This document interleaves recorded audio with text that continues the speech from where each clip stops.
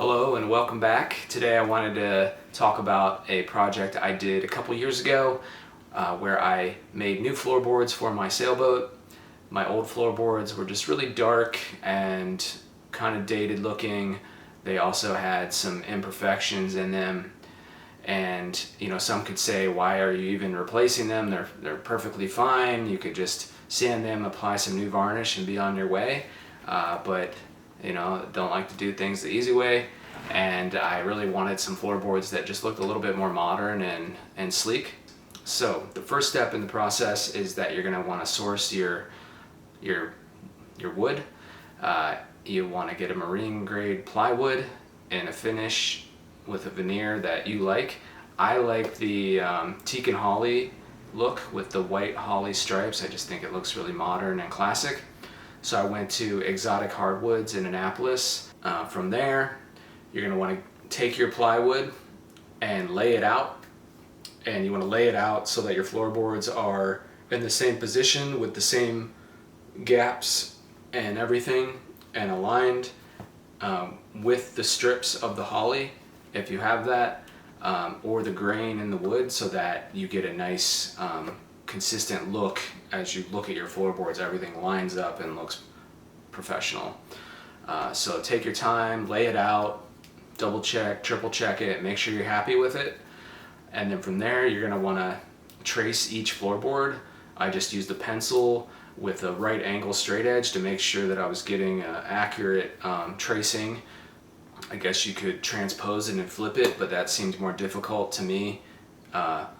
So I just used the method of carefully tracing each floorboard, and then just kind of double checking it with that right angle to make sure it was accurate as possible.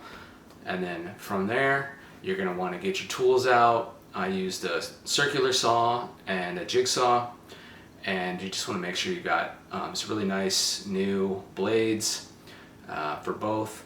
And take your time, use a straight edge to align your circular saw if possible to make those straight cuts, and then round the corners with your jigsaw. Once you got them all cut out, then you're gonna get your router out. I liked to just go around it with just a flush router, just to kind of smooth out, even it out a bit if needed. You can also sand those edges to make sure you don't have any waves or ripples.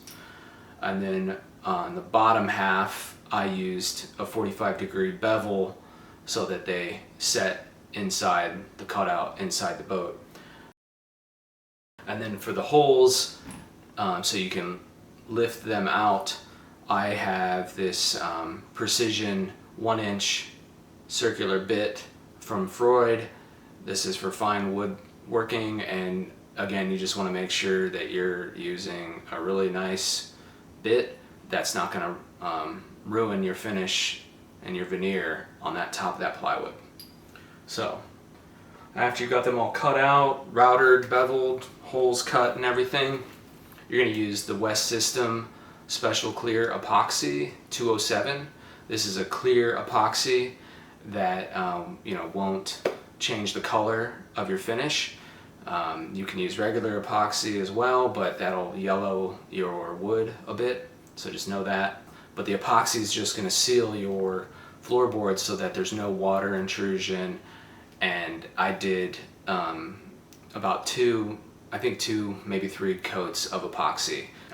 Obviously you're going to have to do one side then the other, and either you can try to do that all in one go, but it's best to let it dry, flip it over, coat the next side, and then just give it a light wash with a 3M scrubby, like a green or a red 3M scrubby with some soap and water to remove the epoxy blush that occurs in the curing process. Otherwise that next coat of epoxy won't stick. So just do that a couple times, get a couple coats of epoxy on there. I just used a brush and a roller. Try to just get it as smooth as possible. You can sand it if needed, if you have some imperfections, or the 3M scrubbies do kind of knock down some of those higher surfaces. You want to make sure you get a couple coats of epoxy to protect it. But epoxy is not UV resistant, so you're going to need something to protect that epoxy from the sun and the UV exposure. So the next step after you apply your epoxy is to seal it with a UV sealer. I chose Epiphane's. This is the extra UV filter clear varnish. It's a high gloss, which is fine if that's what you want, but I did not want a high gloss, so I actually, after I did a couple coats of the UV varnish, I came back with Epiphane's rubbed effect varnish, what gives it like a dull finish. It's just a bit of a process. I did about 2 or 3 coats of the UV varnish and then 2 or 3 coats of the rubbed effect, and that gave me a nice dull finish that looks good on the floor. And the varnish did yellow the wood slightly. I'm really happy with the way they turned out. I think they look great. I'm sorry I couldn't document the full process, but I just wanted to share with you the steps in that process. I hope this video has been helpful to you. If it has, please consider subscribing to my channel. I would really appreciate it. And thanks for watching.